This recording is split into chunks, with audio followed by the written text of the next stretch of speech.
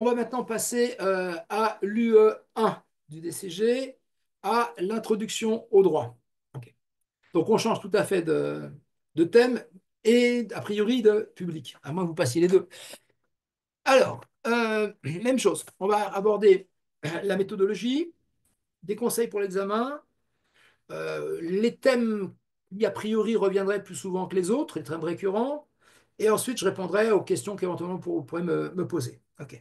Alors, concernant la méthode, ce que j'ai dit tout à l'heure pour le droit social serait valable pour l'intro au droit, droit fiscal, droit de société. C'est la même méthode. C'est-à-dire, fondamentalement, première partie, euh, vous rappelez la règle de droit, la théorie. En gros, c'est votre cours. CTRL-C, CTRL-V. Vous copiez votre cours. OK. Que dit la loi? Que dit la loi? Puis, vous appliquez ces règles au cas qui vous est soumis pour voir si ça correspond ou pas. Est-ce que ça match ou pas? Ok, c'est ça l'idée. C'est comparer le cas qu'on vous soumet à la théorie. Ok. Euh, Par exemple, j'en sais rien, moi. Voilà, un cas de responsabilité civile, civile délictuelle. Ok. Euh, voilà, tiens, une tuile est tombée de mon toit et a blessé un patient. Ok. Suis-je responsable? Sachant que je dormais à ce moment-là, je dormais. Je n'avais pas touché la tuile. Ok. Bon, ça, clairement, c'est quoi? C'est un cas de responsabilité du fait des choses dont on a la garde. Ok. Bon. Euh, Article quoi? 1242 alinéa 1. Ok. Alors, à quelles conditions la responsabilité va-t-elle s'appliquer? Ben, les conditions, il faut quoi? Il vous faut une chose appropriée, il faut un gardien et il faut un rôle actif de la chose. Bien sûr, il faut un dommage. OK. Mais trois. OK. Donc ça, voilà, ça c'est l'arrêt de droit. Puis vous appliquez en l'espèce. En l'espèce, alors, est-ce que la chose est appropriée? Oui, non. OK. Deux, avait-elle un rôle actif? Est-ce qu'elle a un état ou une position anormale, etc. OK. Trois, a-t-elle un gardien? Y a-t-il quelqu'un qui avait sur cette chose les pouvoirs d'usage, de contrôle et de direction? En gros, un utilisateur. OK. Si oui, a priori, on va pouvoir tenir cette personne comme responsable. Ok. Alors, responsable de quoi? Éventuellement du dommage subi par la victime. Alors là, vous pouvez très bien, éventuellement aussi, si la question est posée, être amené à voir ce que sont ces différents dommages. Matériel, manque à gagner, sexuel, environnemental, esthétique, d'agrément, etc. Voilà. Hein. Mais chaque fois, vous comparez la règle de droit, vous avez énoncé, avec, point par point, hein, avec la situation qui vous est soumise. Et vous concluez. Parce que c'est bien de faire une démonstration, mais au départ, on vous a posé une question simple. Il faut que vous, à la fin, vous synthétisiez une réponse simple. OK? Oui, la clause est valable. Non, il n'est pas responsable. Oui, le contrat a été valablement conclu, etc. N'oubliez pas la conclusion. C'est bien de faire tout le boulot. Si vous ne concluez pas, c'est con. Hein, pouvez ne perdre des points là-dessus. OK? Voilà. Alors, une chose, il n'est pas exigé à l'examen que vous reformuliez la problématique, la question posée. Ok. Maintenant, je pense que c'est pas mal au sens où ça va vous aider, vous, à reconcentrer votre réflexion sur la question, à éviter de faire du hors-sujet. Ok. Donc, reformuler la question posée, ça ne me paraît pas débile. Ça ne me paraît pas débile. Ok. Hein. Et après, donc, règle de droit, application et une ligne de conclusion. Voilà. Ça, c'est la méthode de base, c'est le fameux syllogisme. C'est tout bête. Ok. Voilà.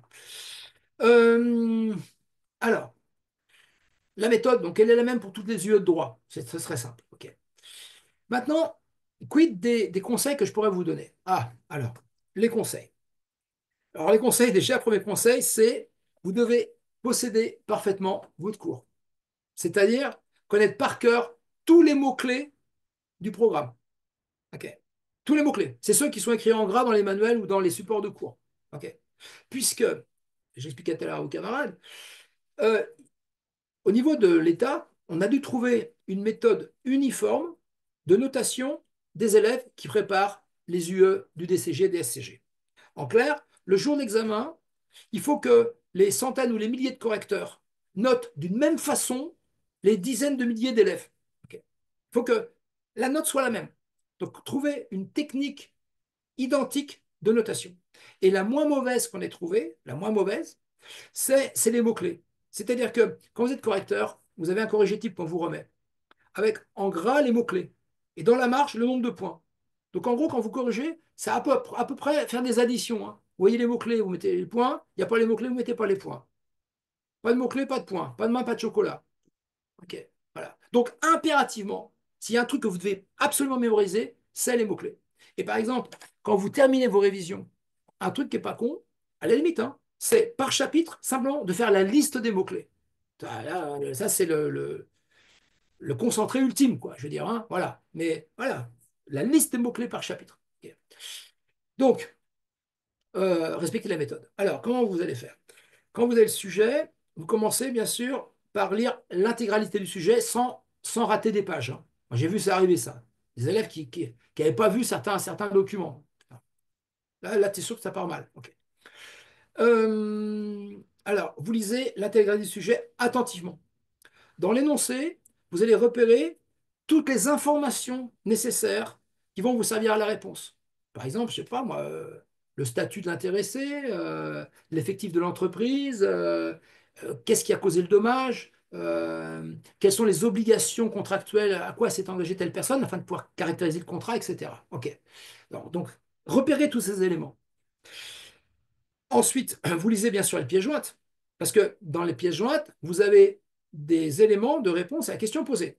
Et dans certains cas, même si vous ne connaissez pas votre cours, vous pourrez répondre aux questions parce que la réponse est dans. Il suffit de lire la pièce jointe. OK.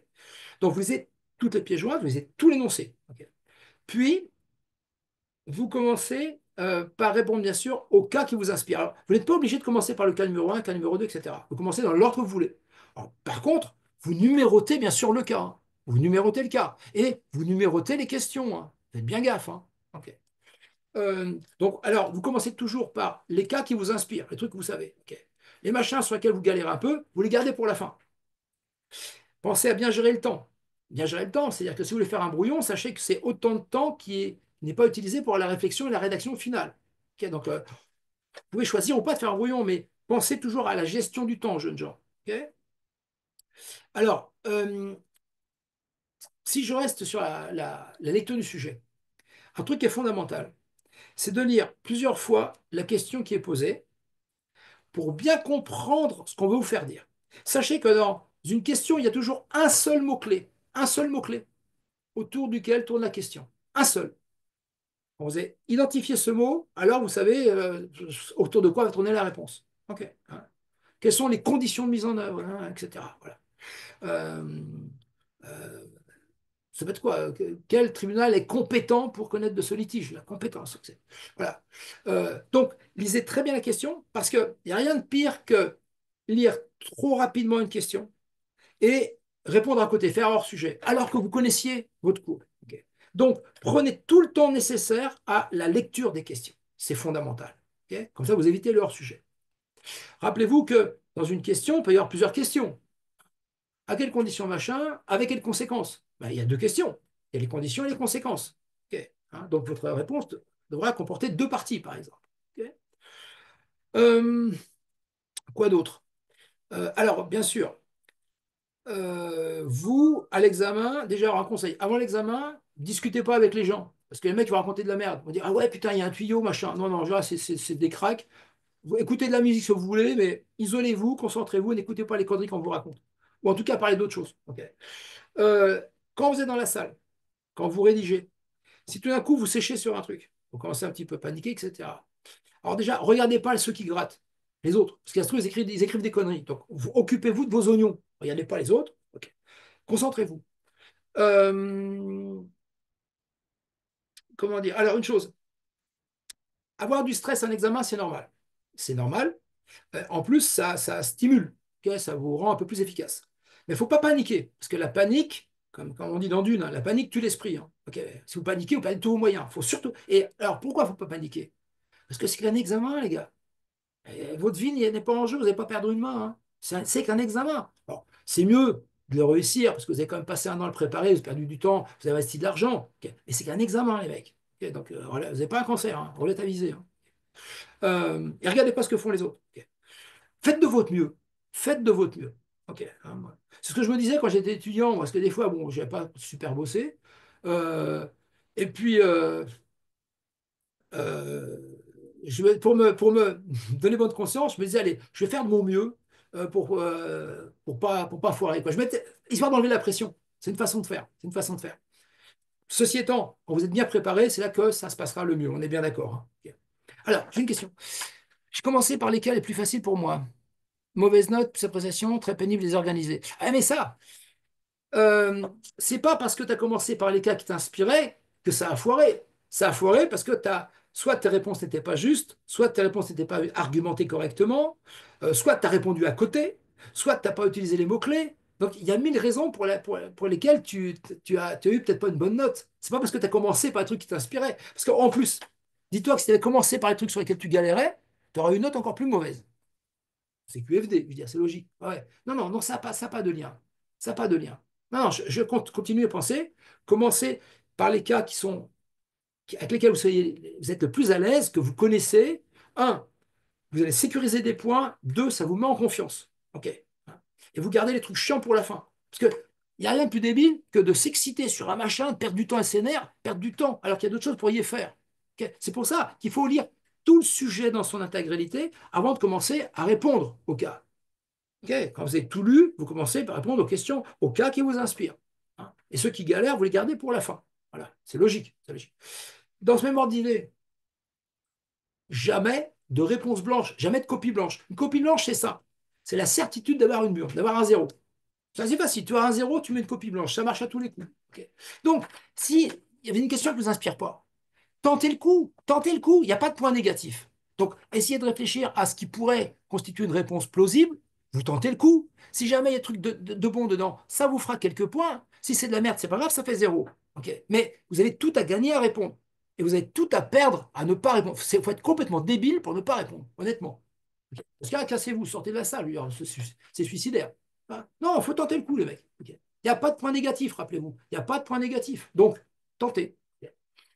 Euh, alors, attendez, du genre, combien de temps pour faire appel? Ah ouais, ouais, bien sûr, ça dans la procédure, les gars, procédure judiciaire. Alors attendez, il y a un petit truc, on va en reparler après, mais j'ai un peu des stats. Où est-ce que j'ai vu ça? Ouais, statistiquement, les questions sur l'organisation judiciaire, 55% des cas. Donc s'il y a un truc que vous n'avez absolument pas zappé, mes amis, c'est l'organisation judiciaire, les juges, les tribunaux, etc. Hein. Là, faire une impasse là-dessus, c'est se tirer une balle dans le pied. Hein. Ok. Ensuite, deuxième gros thème, la personne juridique, personne morale, personne physique, là, etc., les droits de propriété, ok, avec les démembrements, etc. Et troisième gros thème qui revient, les sources du droit. Sources du droit. Ok. Alors, ceci étant, à côté de ça, vous avez toujours la théorie générale des contrats, certains contrats spéciaux, les contrats d'entreprise, la responsabilité civile, la responsabilité pénale. On est bien d'accord, hein, voilà. Mais voilà, ça, connaître les délais d'appel ou les délais pour se pourvoir en cassation, ça, vous devez connaître. Le taux de ressort, vous devez connaître, les gars. Hein. La difficulté, vous savez, l'examen, bon, c'est vrai que les résultats ne sont pas toujours terribles, mais bon, ça peut s'expliquer parce que ceux qui passent cette UE, c'est ces gars qui sortent en général du lycée. Donc, ils n'ont pas l'habitude de ça. Quand vous serez en deuxième, troisième année, etc., après, vous serez plus rodé. Ok. Donc, il y a déjà une matière qui est parfois nouvelle, qui est assez dense quand même, beaucoup de choses à savoir. Il y a beaucoup de mots-clés à mémoriser. Donc, c'est sûr que ce n'est pas nécessairement l'UE, vous allez avoir les notes les plus flambantes au niveau national. Ok. Euh, maintenant, Maintenant, moi, quand j'avais passé, moi, quand j'ai parlé aux étudiants, les étudiants, des fois, trouvaient que, par exemple, le droit social était plutôt que la droit au droit. Moi, je pense que non. Le droit social, il y a beaucoup plus de choses à connaître, mais c'est, d'une certaine façon, c'est un peu moins technique et un peu moins nouveau que la droit au droit. Ok. Maintenant, honnêtement, c'est pas, quand vous ferez plus tard, je sais pas, du contrôle de gestion, etc., il paraît que ça, c'est chaud. Hein. Ça, c'est vraiment chaud. Ok. Mais les yeux de droit, ça va. Ça va. Hein, honnêtement, hein. Voilà. Il faut respecter la méthode, on a évoqué tout à l'heure, utiliser les mots-clés, hein, bien lire le sujet, bien lire les questions, et puis c'est bon. Et bien sûr, connaître parfaitement son cours. Ça, j'y reviens toujours. La condition de base, vous devez connaître parfaitement votre cours. Parce que, soyons honnêtes, c'est pas un examen pour les gens intelligents. C'est un examen pour les gens sérieux, les gens qui bossent régulièrement, qui ont appris et mémorisé les cours. Voilà. Si vous ne connaissez pas le détail de vos cours, les gars, ça va être chaud pour vous. Ça, je ne peux pas vous le cacher. Et toutes les UE, hein. Vous ne connaissez pas le détail, ça va être mort. Parce que même si vous avez bien écouté le cours, même si vous avez compris, c'est bien, c'est bien. Mais quand vous allez devoir justifier précisément votre réponse, il faudra des mots-clés, des chiffres, des montants. Et si vous n'avez pas mémorisé, les mecs, Voilà. OK. Donc ça, c'est la condition de base. Maîtriser le cours. Je veux dire, il ne faut pas oublier ça. Donc les délais, vous devez connaître les délais. En plus, il n'y en a pas des tonnes des délais, hein, sérieusement, hein. En droit pénal, vous avez les délais, je sais pas, délai de prescription de l'action publique, hein, 1 an, 6 ans, 20 ans, voilà. Délai de prescription à responsabilité civile, 5 ans. Dommage corporel, 10 ans. Voilà. Ça fait 6, 7, 8 pauvres délais, c'est rien du tout, honnêtement. Hein. Voilà. Rappelez-vous en anglais, la liste des verbes irréguliers que vous connaissez par cœur. C'est pas mal non plus. Hein. Ok. Les formules mathématiques. Voilà. Donc, alors, c'est compliqué de savoir comment répondre. Alors, ça, c'est une remarque pertinente. C'est compliqué de savoir comment répondre sans faire du hors-sujet. Tu as entièrement raison. Tu as entièrement raison. Euh, alors, c'est la difficulté. Alors, la difficulté, c'est pas tellement est-ce que je dois trop expliquer ou pas assez? Parce que pas assez, tu te fais défoncer de façon certaine. C'est comme ça que vous faites gauler au coin du bois derrière l'examen. C'est parce qu'en général, les réponses ne sont pas suffisamment motivées, explicitées. OK. Pas incomplètes, superficielles, insuffisantes. OK. À l'opposé, trop expliquer, ça n'existe pas. On n'explique jamais trop. Même une explication, trop d'explications, ça s'appelle une explication parfaite, les gars. OK, bon. Faites ça, faites ça. OK. Donc la difficulté, c'est pas tellement ça, c'est de savoir est-ce que telle information contribue à la réponse? Est-ce que c'est dans le champ du sujet? Est-ce que c'est pas du hors-sujet? C'est ce que tu dis, tu as entièrement raison. Pas faire de hors-sujet. Parce que du hors-sujet, tu vas juste perdre du temps. Tu vas perdre du temps. Et si en plus, si tu fais que du hors-sujet, tu as tout faux. OK. Donc, c'est pour ça que vous devez absolument, jeunes gens, lire attentivement la question posée. Parce qu'en la lisant attentivement, vous allez voir précisément ce qu'on veut vous faire dire. Précisément les mots qui doivent venir. OK. Et par élimination, vous saurez que les autres trucs ne sont pas compétents, ne sont pas concernés. Tu vois? Et ça, justement, pour éviter la principale façon d'éviter le hors-sujet, c'est de lire attentivement la question qui est posée, pas répondre à côté. Voilà, tu as raison. Je sais que c'est difficile. Et même après, les troisième et quatrième années, ils ont le même problème des fois. Tu sais, non, on n'explique jamais trop. OK.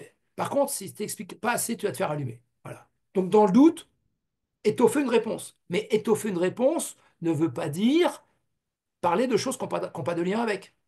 Pas faire de hors-sujet. Vous comprenez? Voilà. Et c'est vrai que c'est une difficulté, je suis d'accord avec toi. Mais la façon de limiter la difficulté, c'est de lire attentivement la question posée. Voilà. Euh, alors, regarde un truc, regardez les thèmes qui sont tombés. Par exemple, j'ai pris les épreuves, j'ai 2022, 2023, 2024. Ok. En 2022, qu'est-ce qui est tombé? Statut professionnel, artisan, commerçant, profession libérale, agriculteur. La compétence juridictionnelle, donc les tribunaux, organisation judiciaire. Le contrat de leasing, donc c'est un contrat spécial, hein, vente, leasing, machin, etc. Euh, les inconvénients normaux de voisinage, ça c'est de la responsabilité civile délictuelle. De la responsabilité civile délictuelle, c'est bien ça. Un truc de tutelle, donc sur la personne juridique, hein, la capacité juridique, et un bazar sur la PMA, que c'est toujours plus ou moins la personne juridique. Ça c'est 2022. 2023. Toujours pareil, statut professionnel, profession libérale, comme tout à l'heure. Responsabilité civile délictuelle, bis repetita. Responsabilité pénale, procédure de demande de réparation civile. Donc ça, c'est toujours de la responsabilité civile délictuelle. Un truc sur le droit de propriété. Et enfin, un dossier sur sur les contrats de consommation et la garantie légale des vices cachés. Ça, c'est en 23. Et en 24, le droit de rétractation. Donc ça, c'est du droit de la consommation. La médiation, donc ça c'est les MARD, hein, un mode alternatif de règlement des différends, un truc sur le bail commercial, avec l'indemnité d'éviction, à nouveau un truc sur les compétences juridictionnelles, donc l'organisation judiciaire, vous voyez, ça tombe quasiment tout le temps, hein. Un autre bazar sur la responsabilité civile contractuelle, ce coup-ci, les autres fois c'était délictuel. Un cas sur une clause abusive, donc ça, clause abusive, c'est du droit de la consommation. Et enfin, théorie générale des contrats, quelque chose sur la clause élusive de responsabilité. Donc vous voyez, les thèmes sont assez récurrents, hein. Responsabilité civile, au sens large, délictuelle et contractuelle, euh, l'organisation judiciaire, bail commercial un peu, les contrats spéciaux, théorie générale. Alors, théorie générale des contrats, il n'y a pas eu tellement eu en fait, hein. Ça pourrait retomber, hein, bien sûr. OK. Voilà, donc les sujets assez divers, avec quand même pas mal de trucs, hein. Je veux dire, l'organisation judiciaire, c'est quand même, ça tombe assez souvent. Ok. Voilà. Alors, les faits sont-ils exigés? Non, t'as pas à refaire les faits. Non, non, t'as pas à le faire. Tu peux le faire pour toi, ça va clarifier les choses dans ton esprit, mais c'est pas exigé. Ce qu'on veut, c'est règle de droit avec les mots-clés, application, conclusion. Ça, par contre, ça t'y coupe pas. OK? Fait question 3, principe juridique, application au cas. Alors, les faits, pour moi, non. Question de droit, c'est pas exigé, mais c'est bien parce que je l'ai dit tout à l'heure, ça vous permet de centrer votre réflexion pour éviter de faire du hors-sujet, justement. En reformulant la question, voilà. Donc, c'est bien de le faire. Principe juridique, ben ça, c'est incontournable, hein. C'est votre cours, hein, CTRL-C, CTRL-V. Application au cas, c'est fondamental. Hein. Donc, ça, théorie, application, ça ne t'y coupe pas. Et conclusion. Et conclusion. OK. Euh, alors, attendez, j'ai un truc. Attendez. Merde, où est ma souris? Je regarde, attendez, hein. Euh, non, non, moi, ce que je ferais, perso, hein, question de droit, ça c'est pour vous surtout. Question de droit, reformuler. Règle de droit, application au cas, conclusion. Ça c'est incontournable, hein. Règle de droit, ça c'est votre cours. Application au cas, vous regardez si ça correspond, si ça match, hein, et conclusion. OK? Parce que au départ, vous avez une question simple et vous concluez avec une réponse simple. Et réponse simple. Et la réponse simple, c'est en fait la conclusion de l'argumentation que vous avez fait juste au-dessus, hein, dans l'application au cas. OK? Voilà. Euh, alors, bon, lorsqu'on a dans les annexes des articles de loi, OK, OK, qui surlignent les règles applicables à notre cas, on les inclut au niveau. Euh, tu peux très bien, dans ta règle de droit, réutiliser des parties que tu as dans une annexe, par exemple. OK? Parce que c'est simple. Si ton annexe, en fait, ton annexe, elle sera, c'est quoi ton annexe? Très souvent, c'est un extrait d'un code. Un extrait d'un code, ok, ou d'un règlement, ou un texte de loi, on va dire. Ok. Donc, effectivement, c'est pas délirant de remettre dans ta partie règle de droit un extrait d'une des pièces jointes. Ok. Maintenant, fondamentalement, ta règle de droit, c'est ton cours, c'est le cours de ton prof. Ok. Enfin, ou de manuel. Ok. Voilà. Je te dis, CTRL-C, CTRL-V, hein. Copier-coller de ton cours, hein. Voilà, avec les mots-clés. Voilà. Puis application. Ok. Alors, les informations de ce contrat. Un contrat analysé. Les informations de ce contrat. Attends, j'ai du mal à saisir ta question. Mais si on a en annexe un contrat analysé, ok, les informations de ce contrat, par exemple les articles, tu veux les clauses du contrat, sont à mettre plutôt au niveau de l'application. Bah, j'ai du mal à cerner ta question, mais j'imagine que c'est ça. Et même c'est ça. Si on te file un contrat, on va te poser des questions en général. Est-ce que telle et telle clause du contrat, est ou non licite? Et tu vas donc comparer, toi, cet article, enfin, c'est pas un article, cette. Merde, comment j'ai dit. Cette clause du contrat, tu vas la comparer avec ton cours pour voir si ça cadre. Tu vois? Parce que ça peut très bien être une clause interdite, une clause abusive, un truc comme ça. Tu vois? Voilà. Alors, récemment, on a eu une loi en avril 24 sur un trouble de voisinage concernant les activités agricoles. Ouais. Alors, une chose, la grande question à laquelle je n'ai pas de réponse, hein, c'est de savoir si, imaginez, récemment, une loi nouvelle sort. Alors déjà, sort, ça veut dire qu'elle doit être publiée, hein, parce que si elle était juste votée, tu es tranquille, si elle se trouve, elle sera jamais ni promulguée, ni publiée. OK. Donc le vote, c'est de la couille, hein. Ah, non, il faut que ce soit publié. OK, donc tu as eu vote, promulgation, publication. Et encore, ça ne suffit pas parce que des fois, il faut qu'il y ait des décrets d'application. OK, bon. L'idée, une loi nouvelle est entrée en vigueur récemment. Est-ce que tu es censé, toi, la connaître et l'avoir dans le cours? Alors, j'ai posé la question, moi, à la terre entière, j'ai jamais eu de réponse. Ce que je pense, et je n'ai pas été démenti jusqu'ici, c'est que, en gros, ce que tu es censé savoir, c'est ce que tu as dans le manuel en début d'année. Donc, en début d'année, imagine, tu as Fouché ou je ne sais pas qui sort un manuel, le manuel 2024-2025, considère que la vérité juridique, c'est ce qu'il y a dedans. Alors maintenant, si une loi nouvelle entre en vigueur, bon, moi, dans ce cas-là, je la foutais dans mon cours, Et je disais aux élèves, faites gaffe, ça pourrait tomber parce que entre maintenant et l'examen, il y aura 6 mois. Donc voilà, ok. Bon. Mais question, jusqu'à quand est-ce qu'on prend en compte les lois nouvelles? Est-ce que c'est examen moins 6 mois, examen? Il n'y a pas de réponse à ça, j'en sais que dalle. J'en sais que dalle. Ok. Voilà.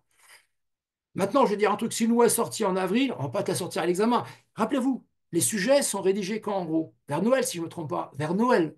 Donc le droit positif, le droit applicable, c'est celui qui était à Noël 2024 pour nous. Ok. Donc toutes les lois nouvelles qui sont entrées en vigueur entre-temps, logiquement, ce serait délirant d'y les foutre. En plus, il y a plein d'élèves qui vont faire des recours en justice, c'est un bordel sans nom. Donc non, non, les trucs récents, sois tranquille. Non, non, non, non, t'emmerdes pas. Alors, Euh, bah, les arrêts de cassation qu'on vous met en pièce jointe, ça peut être des arrêts plus ou moins anciens. En général, c'est plutôt des arrêts récents. Alors, l'intérêt, bien sûr, c'est de balancer un arrêt, euh, comment dire, qui a fait jurisprudence. Un arrêt important, rendu il y a 1, 2, 3 ans. Ok, un arrêt récent. Maintenant, ça peut très bien être un arrêt important d'il y a 10 ans, hein. Ok, voilà. Euh, non, la structure sera en gros à peu près la même, hein. Tu as toujours le même truc, hein. Rappel des faits, machin, etc. Les attendus du demandeur, puis réponse du juge, mais attendu que, ou attendu considérant, attendu cependant que. Voilà. Donc la structure, elle est la même depuis 2 siècles ou 3 siècles, hein. Donc ça, non, ça va, ça va. Mais ça peut être des arrêts d'avant 2019 ou d'après, oui, ça oui, ça oui. Ça change pas grand-chose au final. Ça change pas grand-chose. Euh, ok, donc ça, je l'ai dit. Voilà. D'autres questions, jeunes gens?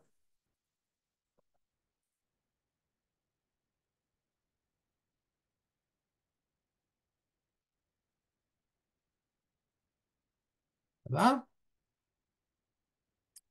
Les arrêts, ce qui est bien, les arrêts, c'est d'en avoir fait quelques-uns avant quand même, hein, parce que si vous n'avez jamais fait d'arrêt, jamais vu d'arrêt, que je vous le découvre à l'examen, ça va être un peu chaud parce que vous ne connaissez rien à la structure. Alors, tenez, limite, je peux vous montrer, je partage mon écran, je vais vous montrer.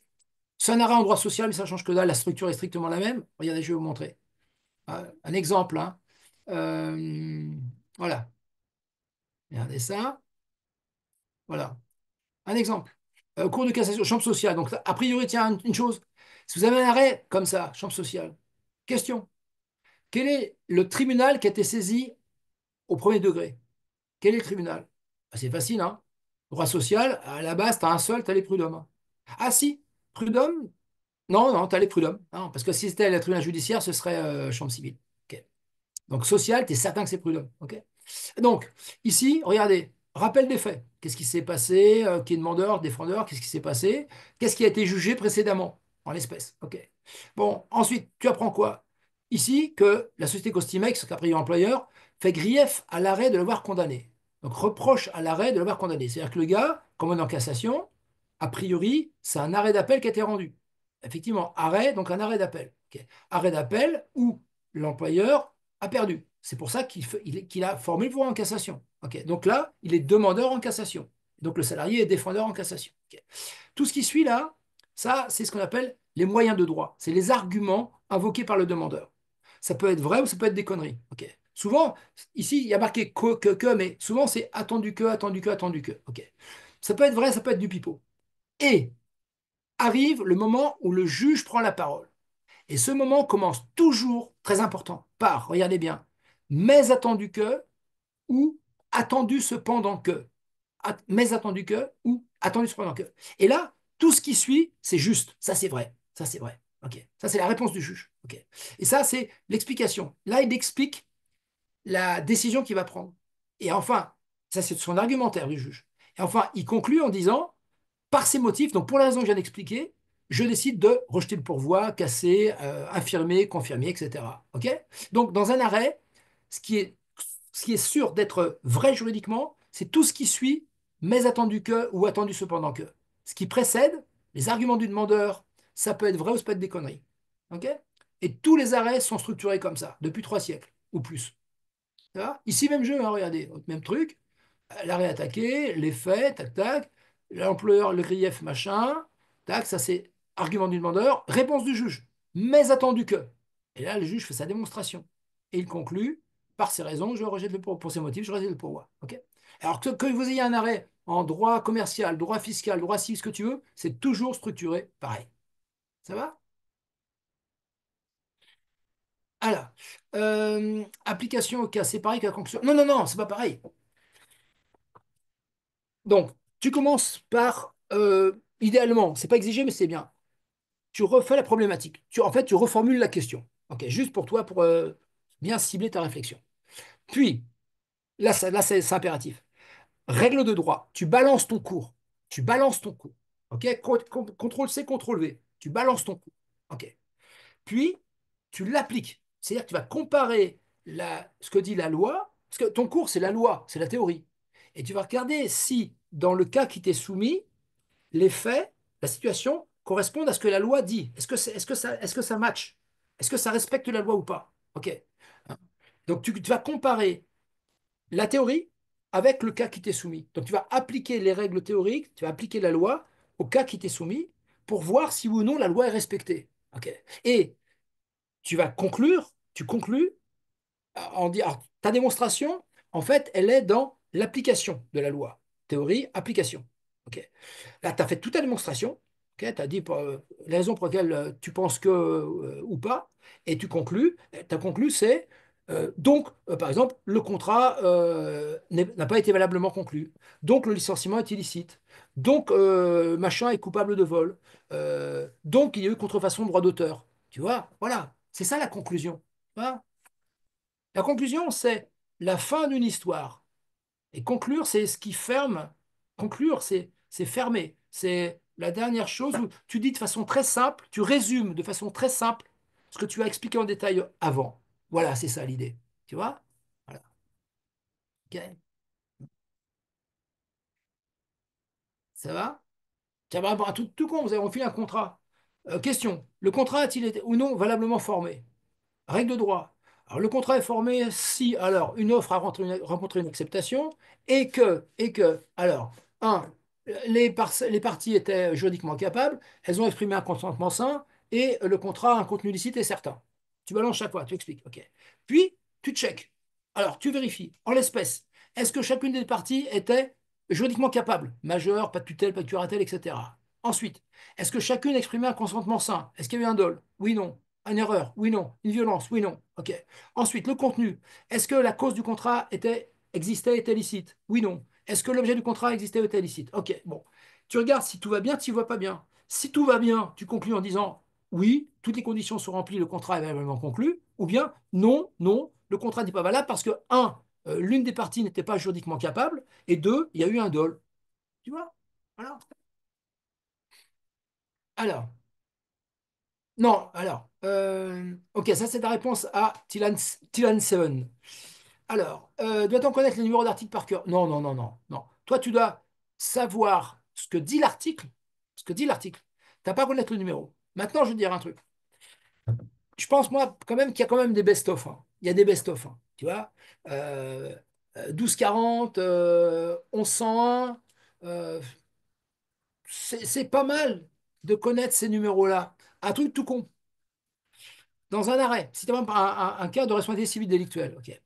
En tête, tu sais, en début d'arrêt, en général, le juge, le tribunal, rappelle les règles de droit qui vont être appliquées ou les articles qui vont être appliqués. Si tout d'un coup, tu vois en en-tête, vu l'article 1242, alinéa 4, tu sais tout de suite que ce sera un cas de responsabilité des parents du fait des enfants mineurs. Parce que toi, tu sais que c'est ce numéro-là.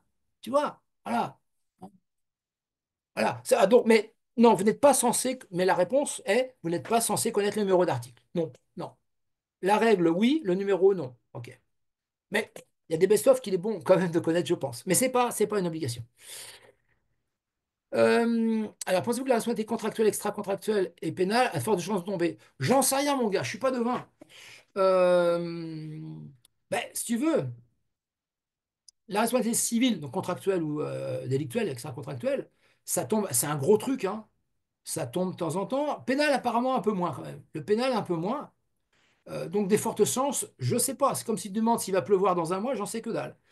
Euh, mais ça, par contre, c'est exactement le truc que je vais pas zapper. C'est un thème important, ça, la responsabilité civile et la responsabilité pénale, c'est des trucs assez fondamentaux. Ok. Donc ça, un conseil, ne fais pas d'impasse là-dessus. Ok. Est-ce que ça tombera? J'en sais que dalle. Regarde, si je prends les sujets des 3 dernières années, 2024, responsabilité civile contractuelle, qui a droit. Clause abusive, c'est des contrats. Clause abusive de responsabilité, c'est des contrats. 2023, responsabilité civile délictuelle, rebelote. Responsabilité pénale, OK. 2022, responsabilité civile délictuelle. C'est tombé 3 années de suite, camarade. OK. Donc je te dis, moi, je ne m'amuserai pas à faire une impasse là-dessus. Alors, ça, non, c'est des thèmes qui sont vraiment trop importants, tu vois. Théorie générale des contrats, capacité, consentement, tout ça. Non. En plus, c'est pas très compliqué. Hein, c'est pas très compliqué. Donc, non, zappe pas ça. Alors, vu que l'an dernier, le bail commercial est tombé, on est d'accord que c'est risqué de ne pas réviser ça. Ben oui, parce que le bail commercial, tu peux poser 20 questions différentes sur le bail. Sur, je sais pas moi, les conséquences de non-renouvellement, les conditions de conclusion du bail, la durée maximum du bail, la déspécialisation plénière, tu peux faire 10 000 cas. Donc c'est pas parce que l'an dernier, tu as eu une question donnée sur l'indemnité d'éviction du bail commercial que cette année, tu n'auras pas le bail commercial sur un autre aspect. Tu vois? Hein. Ouais, ouais, non, non, ça peut retomber, hein, ça peut retomber. Hein. Ouais, ouais. Mais le problème, il y a pas une partie du cours où je pourrais vous dire, OK, les mecs, ça peut toujours tomber, remballer. Non, si je dis ça, ce serait pas très conséquent. Hein.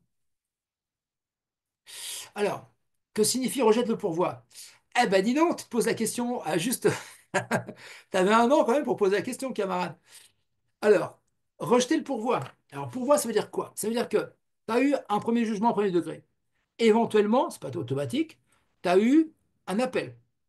Et là, tu es donc en cassation. Il y a pourvoi que devant la Cour de cassation. OK. Quand tu fais un pourvoi en cassation, ça veut dire que tu n'es pas d'accord avec un jugement ou un arrêt rendu précédemment. Et tu estimes que les juges ont merdé, qu'ils ont mal appliqué la loi, qu'ils ont fait une erreur de droit, une erreur de droit. Et tu demandes au juge de cassation qui vérifie si les juges qui ont rendu la décision que tu critiques ont bien appliqué la loi. Donc c'est un contrôle de la loi. C'est pas un contrôle du fait et du droit, c'est un contrôle uniquement du droit. Ok. Et donc, quand la Cour de cassation termine sa décision par rejette le pourvoi, c'est-à-dire qu'elle rejette ta contestation. Elle disait, non, vous avez tort de vous plaindre, les mecs d'avant ont bien fait le boulot. Mes collègues d'avant, mes collègues d'appel ou avant ont bien, bien fait le boulot. Et là, en gros, tu te prends avant, quoi. Tu te prends avant, l'affaire s'arrête. Fin de l'histoire. À l'inverse, si les juges de cassation, les conseillers de cassation disent, ah, effectivement, vous avez raison, les conseillers d'appel ont merdé dans l'arrêt où ils ont donné tort. En conséquence, comme ils ont mal fait le boulot, nous cassons leur arrêt, nous renvoyons l'affaire devant une nouvelle cour d'appel afin que ce soit rejugé à nouveau. Tu vois? Voilà. Donc, rejet du pourvoi, ça veut dire, t'as eu tort de te plaindre. Les mecs, les juges d'avant ont bien fait le boulot. OK, fin de l'histoire. Le contraire, c'est cassation. Les juges disent, ah, vous avez raison de vous plaindre. Les collègues d'en dessous ont fait de la merde. On casse leur décision et on renvoie l'affaire afin qu'elle soit rejugée à nouveau. OK? Alors, le pénal, on risque de ne pas l'avoir parce que on l'a en droit des sociétés. Eh ben non, parce que en droit des sociétés, en fait, tu vas faire du pénal plus approfondi. Mais tu peux très bien avoir une question de droit pénal de base, parce que c'est simple. Si c'est dans ton programme de première année, donc ça peut tomber. Maintenant, je vais dire un truc. Euh, Moi, j'enseigne aussi en DSCG. Du droit pénal, tu en as trop au droit. Tu en as en droit des sociétés et tu en as aussi en DSCG. Hein. Alors chaque fois, simplement, on va de plus en plus profond, de plus en plus détaillé. Hein. Et non, non, c'est pas parce que des années suivantes, il y aura aussi du droit pénal que tu vas y échapper. Les contrats, vous voyez cette année la théorie générale des contrats, à la base. Quand vous ferez l'UE1 du DSCG, vous reprendrez les contrats plus en détail. OK? Voilà. Donc c'est pas parce qu'il y aura ce même thème plus tard que non, non, non, fais gaffe, non, non, non, ça peut tomber, bien sûr que ça peut tomber. Hein. Simplement, chaque fois, quand tu montes au fil des années, un même thème est approfondi. Hein. Alors, Euh, alors, comment bien appliquer les conditions? C'est quoi CC? C'est quoi CC? Et c'est quoi DD? C'est qui DD?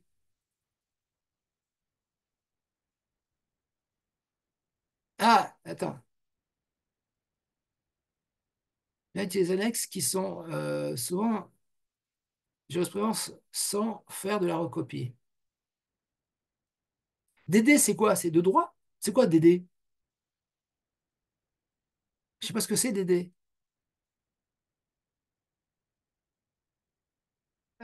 Maintenant, recopier dans ta réponse des éléments que tu as dans les annexes, oui, oui, parce que justement, si on te donne des annexes, c'est pour que tu y puises des éléments de réponse, que tu utilises des éléments des annexes dans ta réponse. Donc que tu les recopies, c'est pas délirant, bien sûr, c'est même logique.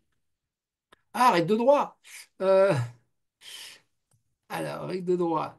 Quand même, quand même appliquer les conditions d'utiliser les annexes, hein. Règle de droit.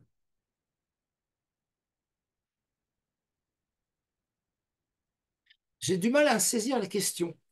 J'ai du mal à saisir la question. Euh,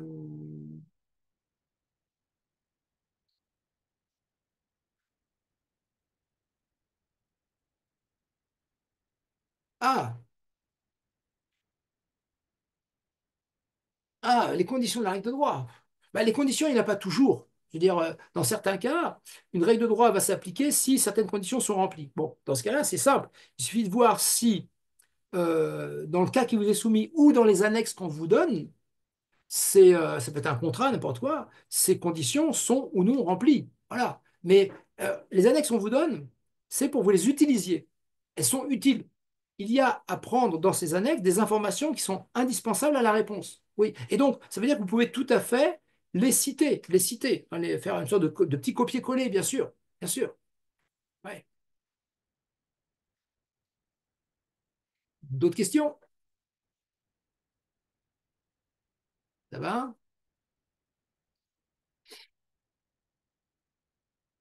Alors, euh, ouais, rien de particulier. Alors, on a vu l'essentiel, hein. Donc, je dis, rappelez-vous toujours, lisez bien l'énoncé, prenez dans l'énoncé tous les éléments qui vont contribuer à la réponse, euh, utilisez impérativement les mots-clés, ok. Et surtout, lisez bien les questions de manière à cibler votre réponse et éviter de faire de hors-sujet. Ok. Dans le doute, si vous ne savez pas, mieux vaut, à la limite, rajouter un élément plutôt qu'il en manque. Parce que lorsque une question, une réponse est incomplète, vous allez toujours être pénalisé. Si elle est superflue, c'est-à-dire euh, en plus, bon, ça ne fera pas de mal. Ok. Mais ça ne veut pas dire faire du hors-sujet. Faites bien attention, c'est la différence, hein, entre une explication étoffée et du hors-sujet. Ce n'est pas la même chose. On pourrait faire une règle de droit juste avec les annexes. Ben, ta règle de droit, logiquement, elle est dans ton cours. Maintenant, si dans les annexes, tu as un extrait du Code civil, bien sûr que c'est une règle de droit. Bien sûr que c'est une règle de droit. Ouais, ouais, ouais. Et je te dis, hein, moi j'ai vu dans différentes UE en plus, hein, de droit, des fois, même sans connaître le cours, à la limite sans connaître le cours, hein, en réfléchissant à ça un peu, on peut aller chercher dans les annexes la règle de droit que tu vas utiliser toi. Tu vois? Voilà. Euh, quand je fais l'application au cas, j'ai l'impression de répéter ce que j'ai. C'est pas que tu répètes en fait. C'est pas que tu répètes. C'est que dans la règle de droit, c'est qu'est-ce que dit la loi? Qu'est-ce que dit la loi à ce propos? Ok. Toi, tu vas comparer le cas qui t'est soumis, l'histoire qu'on te raconte, avec ce qu'attend la loi. Est-ce que ce qui s'est passé dans ton cas pratique correspond à ce que la loi veut? Tu vois? Est-ce que la loi est respectée? Oui, non. C'est ça en fait. C'est comparer la théorie, c'est comparer la théorie et la réalité. La réalité, c'est le cas qu'on te soumet. Tu vois? Voilà. Alors, si les deux correspondent, c'est-à-dire que la loi est respectée, ok? Si les deux ne correspondent pas, ça veut dire que la loi n'a pas été respectée. C'est juste ça qu'on veut te faire dire. Tu vois? Et quand on dit le contrat est-il valablement conclu, y a-t-il une infraction pénale, y a-t-il une responsabilité civile? Ben, la question de savoir, c'est est-ce qu'une règle de droit a été violée ou pas? A été violée ou pas? Tu vois? Donc, non, je pense que c'est plutôt une impression que tu as de répéter. Tu vas bien sûr réutiliser les termes. Tu vas réutiliser les mêmes termes. Non, je ne crois pas que c'est une répétition. L'idée, c'est bien sûr que tu compares ta règle de droit du début avec la situation qui t'est soumise. Tu vois?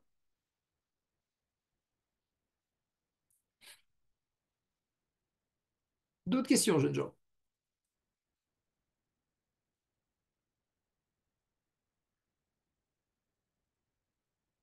Ça va? Ouais, je t'en prie, je t'en prie, si je peux essayer d'expliquer un peu les choses. Hein. Non, il faut vraiment faire simple. Faut faire simple. L'idéal, c'est d'avoir les choses les plus simples et claires dans son esprit. Ouais, je sais qu'il y a des choses qui sont embrouillantes, hein, mais il faut toujours essayer de revenir au plus simple. Voilà. Hein. La règle de droit, c'est ton cours. Ok, tu as des conditions, des règles qui sont posées. Toi, tu vérifies juste si ce qui s'est passé dans l'histoire qu'on te raconte, dans ton cas pratique, correspond à ce qui devrait être. Voilà, c'est ça, tu compares. Théorie avec la réalité, c'est censé être le cas pratique que tu as. C'est juste ça. Ouais, est-ce que ça match? Est-ce que ça cadre? Est-ce que ça correspond? Est-ce que ça correspond? Voilà. Est-ce que la situation qu'on te soumet correspond à ce que la loi attend? Voilà.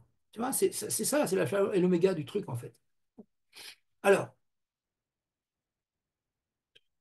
ouais, bien sûr. Chaque fois que la Cour de cassation casse, c'est nécessairement que la juridiction d'en dessous a fait de la merde. Donc, a mal appliqué ou interprété la loi, ou bien a appliqué un mauvais article, effectivement. Donc, il y a une erreur juridique, une erreur de droit qui a été faite par les juges dont la décision est contestée. Ok, hein.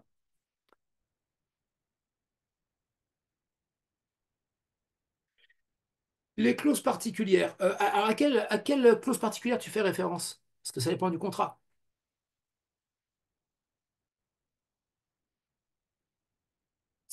Quelle clause particulière? Il y a des tonnes, hein, mais faut que tu précises ta question. C'est quoi? Clause pénale, clause limitative de responsabilité, enfin, il y en a beaucoup, hein. Clause non garantie des vices cachés, je sais pas. Précise juste ta question et je pourrais te répondre.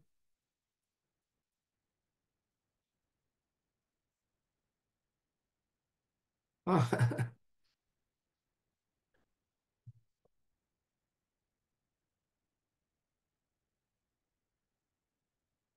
ah oui, ah bien sûr. Euh, vont souvent tomber, j'en sais rien, camarade. Mais elles peuvent tomber. Elles peuvent tomber, bien sûr. Peuvent tomber. Alors voilà. Là, si tu veux, ça c'est un cas assez typique, hein. Clause attributive de compétence. Alors, en général, ce sera au profit d'un tribunal de commerce, ça c'est classiquement. Alors, si elle est purement attributive de compétence, elle peut être valable si le non-commerçant est demandeur, par exemple. Parce que si c'est le commerçant qui est demandeur, la clause ne s'applique pas. En tout cas, dans un litige mixte. S'il est opposé à un civil, les règles privilégient le civil parce que les commerçants sont plus puissants. Ok. Donc le droit favorise le non-commerçant, c'est-à-dire le civil, contre le commerçant. Ok. Donc une clause attributive de compétence, dans certains cas, elle peut être valable, dans certains cas, elle ne peut pas être valable. Tout dépend. Alors, si elle est simplement attributive ou si elle est attributive de compétences et territoriale, si c'est une clause mixte. OK, bon. Et en plus, tout dépend qui est demandeur. Est-ce que c'est le civil ou est-ce que c'est le commerçant qui est demandeur? Tu vois, donc la réponse là, est ça dépend. OK. Alors, le commerçant, statut de conjoint, patrimoine affecté.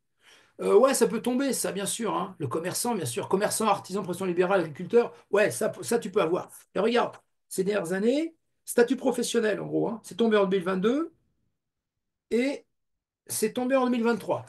Tu vois? Un commerçant, artisan, profession libérale, agriculteur. OK, voilà. Patrimoine affecté, ouais, bien sûr, hein, le patrimoine affecté, absolument. La fiducie, truc comme ça aussi. Ouais, ça peut retomber. Ça peut retomber. En fait, je suis pas mouillé, mais tout peut tomber ou retomber, les gars. Voilà. Tout ce qui est dans le cours peut tomber ou retomber. Alors, ils vont pas être cons au point, les examinateurs, de reposer strictement la même question. Non, mais il y a mille façons de poser. Si tu prends, je sais pas, un thème, on prenait tout à l'heure je sais pas moi, la conclusion du contrat, on peut faire 20 000 cas pratiques sur la conclusion du contrat. Voilà. Parce que l'an dernier, tu as eu un truc sur la capacité, que cette année, tu n'auras pas un machin sur le dol, par exemple, hein. Voilà. Alors, Alors, qualifier une clause, effectivement, on peut te demander d'identifier une clause. Par exemple, tu vas dire, c'est une clause compromissoire, c'est une clause attributive de juridiction, c'est une clause pénale, voilà. Oui, on peut te demander ça, tout à fait. Ouais, ouais, ouais, ouais. Ah, elle n'est pas interdite, ces clauses d'attributive de compétence? Non, Une clause attributive par exemple, une clause attributive de compétence juridictionnelle, hein, par exemple, au profit du tribunal du commerce, ce sera toujours valable entre commerçants, déjà, parce qu'ils sont sur un pied d'égalité, et ce sera valable dans un litige mixte, c'est-à-dire entre un commerçant et un civil, lorsque c'est le civil qui attaque le commerçant. Alors que si c'est le commerçant qui attaque le civil, la clause n'est plus valable. Donc, une même clause dans un même contrat peut être valable dans un cas, lorsque le civil attaque l'autre, et n'est plus valable lorsque c'est le commerçant qui attaque le civil. Tu vois, hein? Donc une clause peut être tantôt valable, tantôt pas valable. Ok. Alors, différence entre conjoint collaborateur et conjoint associé. Alors, conjoint associé, c'est simple. Les mecs, ils sont en société. Tu as une personne morale. Ils sont associés. Ils ont fait des apports, etc. Ils sont sur un pied d'égalité, par définition. Collaborateur, euh, t'es pas salarié, t'es pas non plus associé du commerçant, par exemple, mais tu l'aides à bosser. Ok. Tu n'as pas de rémunération, mais tu vas bénéficier de sa protection sociale. Tu vois, c'est pas la même chose. C'est comme la différence entre être marié et être pacsé. Tu vois, c'est pas la même chose. Ou être en concubinage. Dans les trois cas, tu es en couple. Mais juridiquement, c'est pas la même chose. Les époux, c'est pas la même chose que les partenaires, c'est pas la même chose que les concubins. Ok. Ben là, c'est pareil. Quand tu as un commerçant, et avec lequel il est en couple, bosse avec lui, il peut très bien être associé, parce qu'ils sont associés, ils ont fait une société personne morale, par exemple une SARL, ok? Associés, ils sont sur un pied d'égalité, mais associé, t'es associé, c'est un statut, ok? Ou bien, tu peux très bien avoir l'un des époux qui est salarié de l'autre. Donc, c'est-à-dire que l'un va être l'employeur de l'autre, salarié. Là, tu as droit à un salaire, tu as droit à un SMIC, tu as droit, etc. Tu as ta propre protection sociale. Ou enfin, tu peux être collaborateur. C'est-à-dire que tu bosses avec ton conjoint, tu bosses avec lui, mais tu n'es pas salarié, tu n'es pas associé, tu n'as pas un salaire, mais tu bénéficies de la protection sociale du commerçant. Tu vois, c'est des statuts différents qui donnent des droits différents. Voilà. OK. D'autres questions?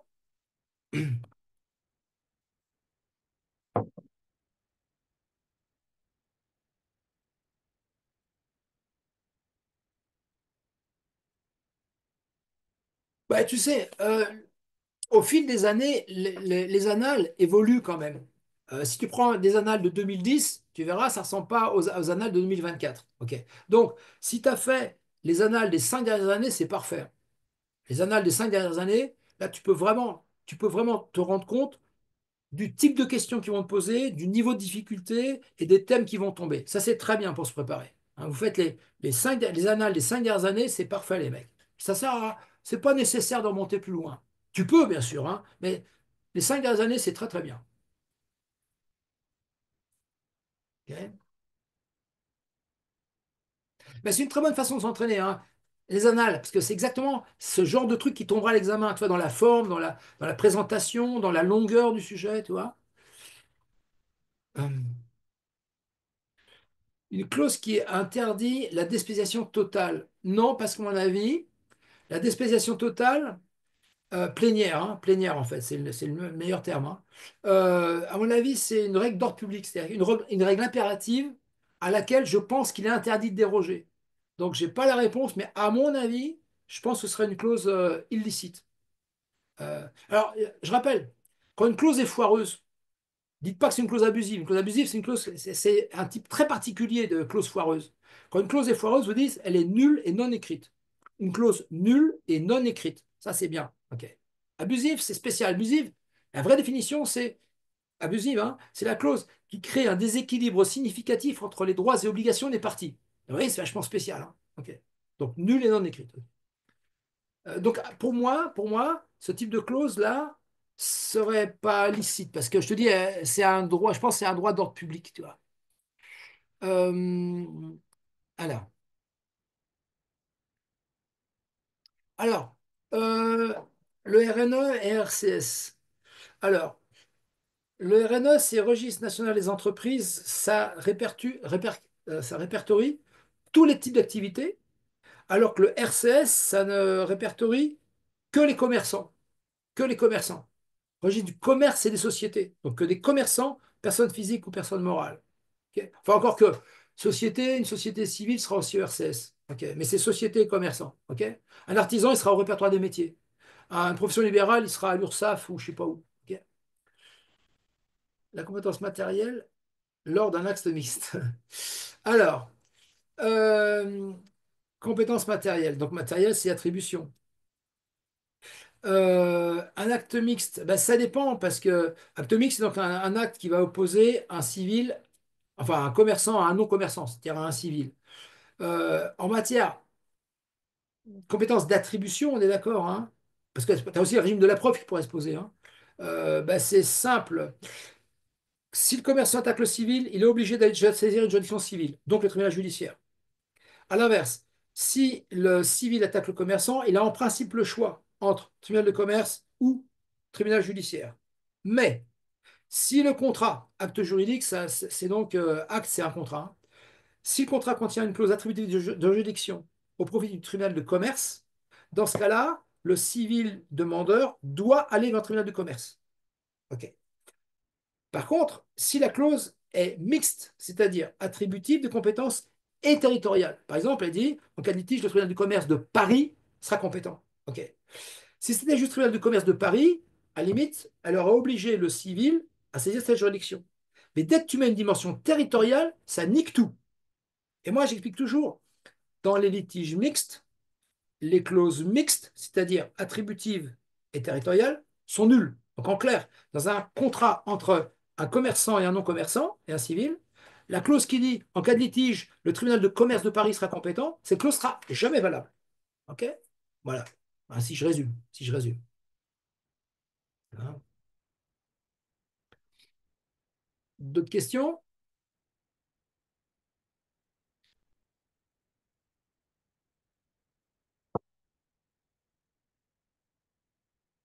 Alors,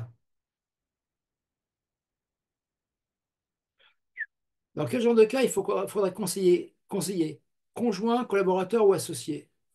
Ça dépend de ce que veut le couple. Ça dépend de ce que veut le couple. Quand tu es associé, tu n'as pas en principe de protection sociale particulière et tu seras rémunéré uniquement par les dividendes de la société. C'est-à-dire si la boîte fait des bénéfices. Tu n'as pas d'autre rémunération. OK. A priori, tu n'es pas commerçant. Bon, sur une SNC, tu n'es pas commerçant. Donc, tu n'as pas trop d'emmerdement. OK. Salarié, c'est bien. Salarié, tu as un salaire fixe, tu as les 35 heures, tu as les heures sup, tu as les congés maternité, tu as droit au chômage. Ça, c'est bonnard. OK. Par contre, ton conjoint qui est ton employeur, ça lui coûte assez cher parce qu'il va te payer ton salaire net plus toutes les cotisations sociales à l'URSSAF. OK. Par contre, c'est bien pour le conjoint salarié. Il est bien protégé en cas de perte de boulot, etc. Enfin, collaborateur, ça ne coûte pas grand-chose aux commerçants puisqu'ils ne te payent pas. Tu bosses cadeau. Tu bosses cadeau. Tu n'es pas salarié. Tu n'as pas droit à un salaire, tu n'as droit à que dalle. Par contre, tu vas bénéficier de sa protection sociale, c'est assurance maladie, assurance maternité. Quand tu es malade ou maternité, eh bien, tu as droit à la prestation de la sécurité sociale. OK. Par contre, tu n'as pas de chômage. Il n'y a que les salariés qui sont au chômeur. OK. Un associé ne peut pas être chômeur, un collaborateur ne peut pas être chômeur. OK. Voilà. Donc, en gros, être conjoint salarié, c'est bien pour le salarié, parce qu'il y a une très bonne protection sociale. Simplement, ça a coûté cher à son conjoint qui est son employeur. Si tes collaborateurs, ça coûte pas grand-chose, ça coûte quasiment que dalle à ton conjoint qui est commerçant. Si tu es associé, c'est pareil, ça coûte pas grand-chose, puisque l'associé a uniquement droit, en termes de rémunération, il n'y a pas de salaire, il a uniquement droit à une part des bénéfices si la société fait des bénéfices. Voilà, en gros. Hein, donc, conseiller, ça dépend vraiment de ce que cherche le couple. Est-ce qu'ils ont des ronds, est-ce qu'ils n'ont pas de ronds, est-ce qu'ils veulent que le conjoint soit protégé, bien protégé ou pas. Toi, ça dépend de ce que tu veux faire. Il n'y a pas une recette miracle.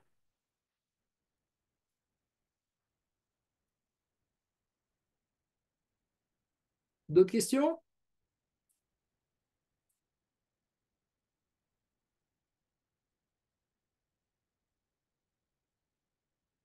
La preuve illicite? On sait rien, c'est une preuve qui est obtenue de façon illicite, de façon illégale. Une preuve illicite? Preuve illicite. On sait rien. Si, c'est la preuve que tu vas obtenir en torturant un mec. C'est sûr que des aveux obtenus sous la torture ne sont pas une preuve valable dans les tribunaux. Après, t'as un truc qui est compliqué. Preuve illicite, attention. Euh, Par exemple, en droit privé, en droit civil ou commercial, euh, tu peux utiliser en justice que des preuves obtenues de façon légale. Pas de l'espionnage, pas du vol, pas de la torture, par exemple, tu vois. Voilà. Euh, Pas d'atteinte à la vie privée, pas des écoutes téléphoniques. En droit, par un tribunal judiciaire, ce ne sera pas recevable. OK. Ni un tribunal de commerce. Par contre, en matière pénale, les tribunaux pénaux sont moins regardants. C'est-à-dire, si jamais tu peux prouver la culpabilité d'un braqueur en l'ayant foutu sur écoute de manière illégale, eh bien, toi, tu peux être puni parce que tu as fait ça, des écoutes illégales. Par contre, les juges vont utiliser les écoutes illégales pour condamner le braqueur. Tu vois? Donc, certaines preuves peuvent être illicites devant un tribunal civil, mais illicites, mais utilisables par un tribunal pénal. Voilà, voilà. La question est assez vaste, en fait. La question est assez vaste. Mais après, les preuves illicite, c'est une preuve qui a été obtenue de façon foireuse et que le juge ne voudra pas prendre en compte. Il ne voudra pas la connaître, il dira non, ça pue, j'en veux pas. Voilà. Ok. Donc, elle ne sera pas utilisable en justice. C'est ça que c'est comme ça qu'il faut le comprendre. Ça va. Deux questions, jeunes gens.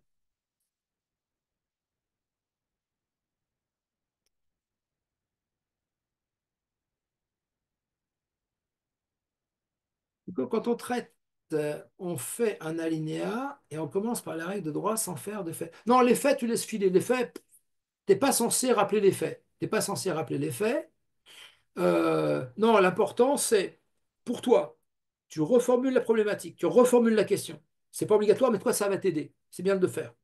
Puis ensuite, alors là, c'est impératif. Règle de droit, donc ton cours, application au cas, et enfin, conclusion. OK. Tu vois? Voilà. Donc, tu peux commencer théoriquement directement par règle de droit, mais je pense que c'est pas mal avant, pour toi-même, hein, ça va t'aider de reformuler la question. Tu vois, comme ça va t'aider à te concentrer sur ce qu'il faut dire et éviter le hors-sujet. Hein. C'est bon, jeunes gens?